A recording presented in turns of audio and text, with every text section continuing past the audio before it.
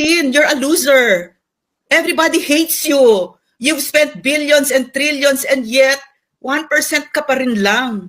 And yet yung binabayaran mo na, yung sinisiraan mo ng bilyones, trilyones, most trusted, you're such a loser, Martin.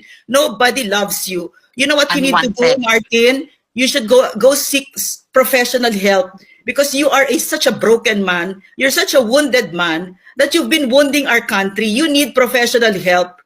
You bastard. Wala na ako nakitang pinaka-greedy, pinaka-kapal ng muka kesa yung Martin Romualdez na yan. Martin Romualdez, umiikot ang mundo.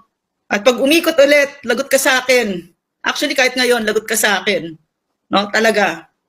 Magbabayad ka sa lahat ng ginawa mo, Martin. Ikaw na pinakasuklam-suklam na tao sa buong Pilipinas. Talaga, everybody hates you, Martin. Everybody.